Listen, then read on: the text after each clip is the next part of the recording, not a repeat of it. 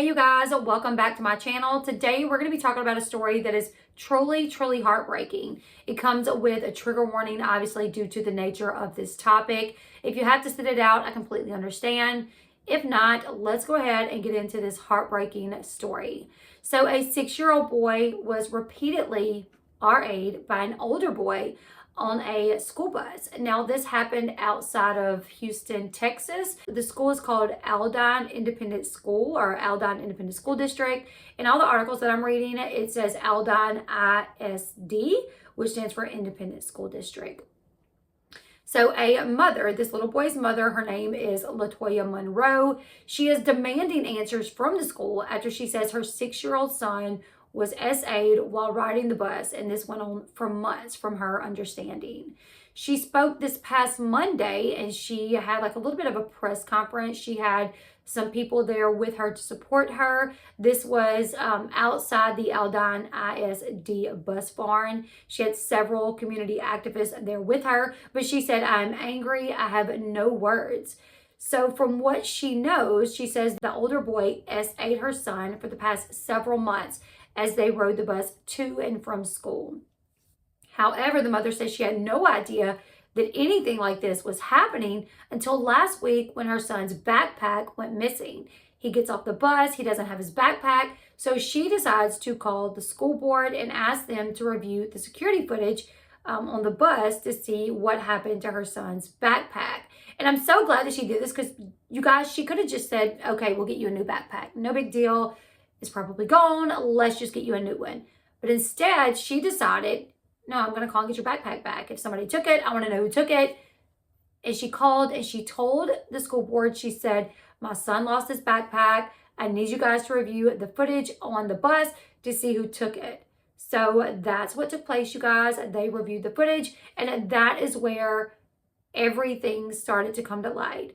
The school board, the transportation officials were the ones to review the footage, and they saw what took place, or they were able to catch on to what took place. According to the little boy's mother, Latoya Monroe, she also goes by Stormy. So I may call her Stormy throughout the story. Stormy said the assaults were captured on video, and that's when she got the call from the school.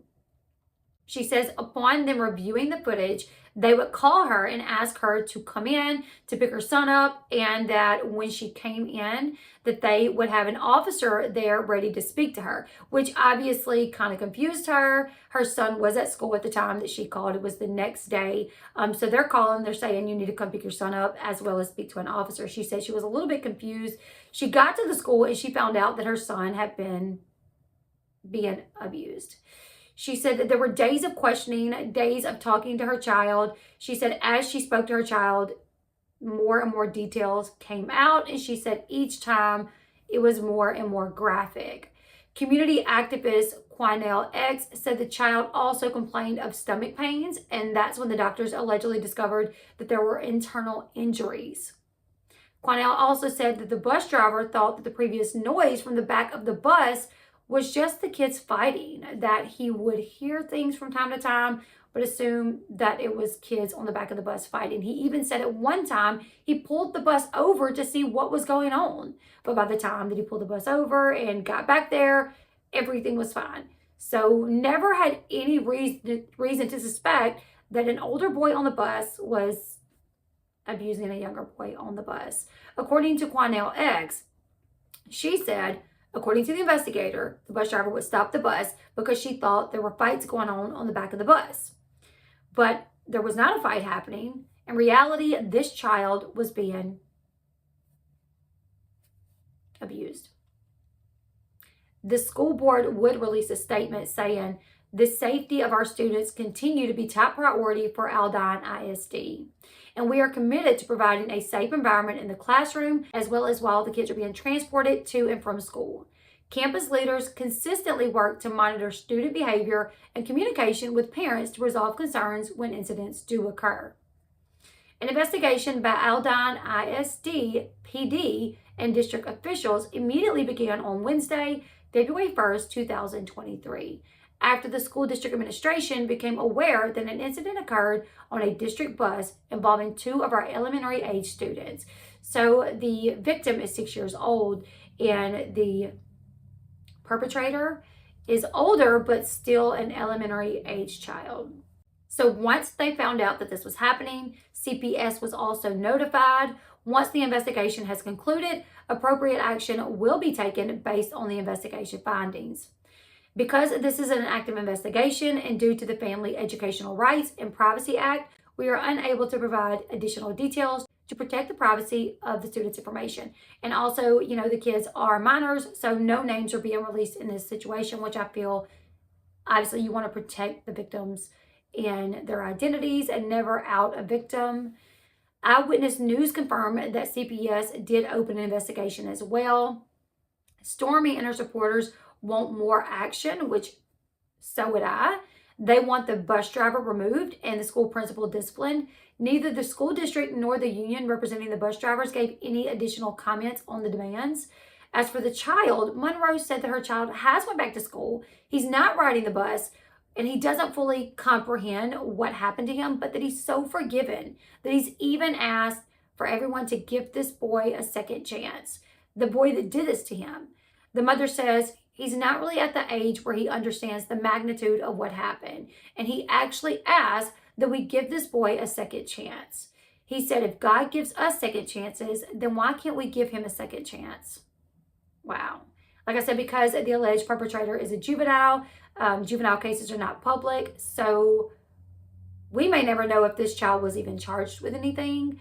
While obviously they're not going to give us a name or anything like that, I would like to know the age. Like, how much older was this child? And elementary, you go into junior high at the age of 10, I do believe.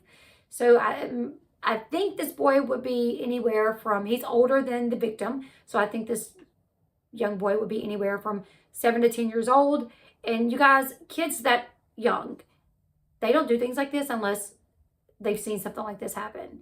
They've witnessed something in their home or somebody's done something to them. So glad the CPS is involved. If this child is also a victim, maybe they can find that out and protect this child as well.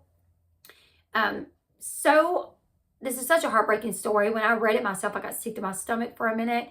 But the mother and her community, there's activists that are with her. They are demanding for discipline for the bus driver as well as the principal. And what I can say to this is I do feel like I just don't understand how something like this happens on the back of the bus and you don't know at all. This went on for months.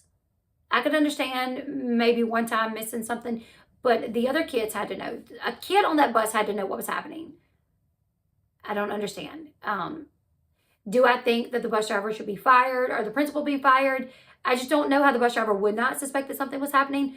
Principal, I don't know what the principal would have, I don't know how the principal could be at fault here, but I can understand the mother just being upset and wanting to see something happen immediately. This is her baby. This is her child whose innocence was taken. And this young child was hurt to the point that there was internal damage done to him. So I'm going to keep up with the story, but like I said, because juvenile cases are not public, we may not really get more information on this, but I'm going to be keeping an eye on this topic. Just in case we do, I can give that information back to you guys.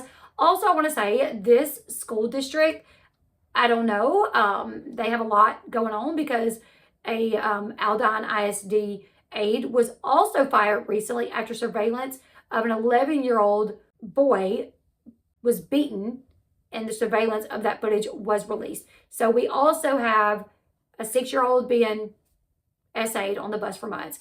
And then there was another incident, same school, where a pre-K kid was dropped off and left alone at the school for 13 minutes before the school opened.